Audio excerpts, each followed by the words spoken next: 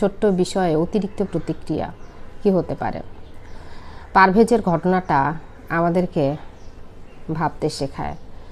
দেখেন, একটা ট্রেনে একটা মেয়ে, আপনি উঠতেছেন, মেয়ে হন মহিলা হন যেই হন না কেন, তো ট্রেনের হাতলটা তো ধরতে হবে, তাই না? গেটের আপনার পাশে যে পুরুষ লোকটি দাঁড়িয়ে আছে তারও কিন্তু হাতলটা ধরতে হতে পারে, তাই না? এর অর্থ এই নয় যে আপনি আগে ধরছেন, আপনার হাতের উপরে হাত রাখার জন্যই সে চেষ্টা করতেছে। সে আশপাশে রাখবে হাতটা, সে উঠবে, তার ওঠার প্রয়োজন আছে। আপনি বোঝেন আগে আসলে ওই লোকটা কি চায়। সব এই যে ছেলেগুলা যারা জেলে গেল, ছেলেগুলোর ভবিষ্যৎ কি, তাদের ফ্যামিলির কি হবে, মানে ভাবাই যায় না, পুরো বিষয়টা ভাবাই যায় না। তাদের ফ্যামিলি, তারা কি কোনো দোষ করছিল? একদম শেষ, চারপাশ থেকে শেষ। মানে তাদেরকে খুনির ফ্যামিলি বলা হবে, তাদেরকে খুব, তারা কিন্তু সমাজে আর বাঁচতে পারাটা তাদের জন্য কঠিন হয়ে গেল। অথচ ছেলেগুলো হাসতেছে।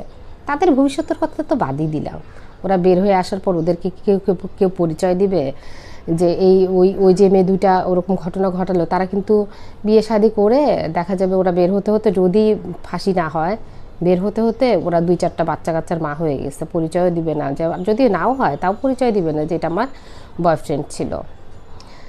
এখন ঘটনা হচ্ছে যে এদের ফ্যামিলির কিন্তু অবস্থা খুব খারাপ সামাজিকভাবে। দেখেন, মানসিকভাবে তো তারা বিধ্বস্ত, সামাজিকভাবে তারা শেষ। ছেলে মানেই যদি খারাপ হয়, তাহলে তুমি যার সন্তান সেও কি খারাপ? তোমার যে ভাই সে কি খারাপ? হয়তোবা 50 জন ছেলের মধ্যে 2 জন ছেলে খারাপ হতে পারে, খুব খারাপ হতে পারে।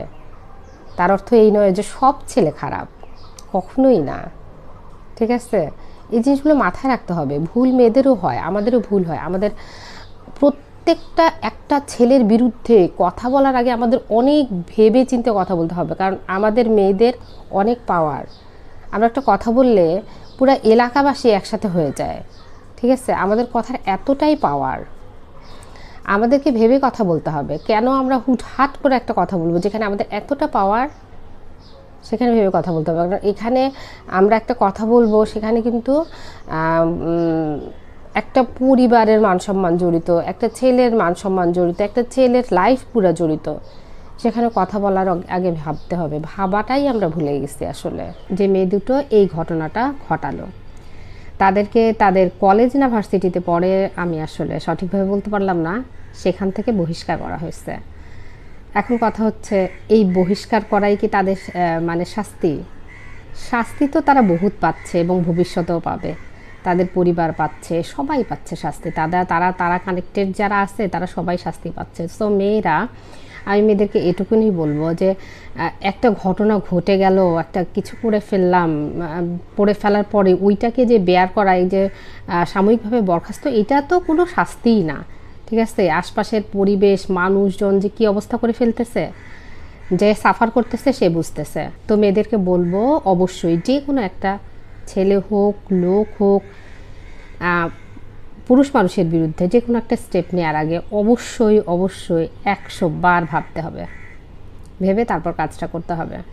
না হলে এরকম নিরপরাধ মানুষগুলো অকারণ শাস্তি পাবে, এবং সেই শাস্তিটার জন্য যে শাস্তিটা তুমি পাবা সেটা সারা জীবন বহন করতে হবে, একদম সারা জীবন, আজীবন, মৃত্যুর আগ মুহূর্ত পর্যন্ত। Be careful.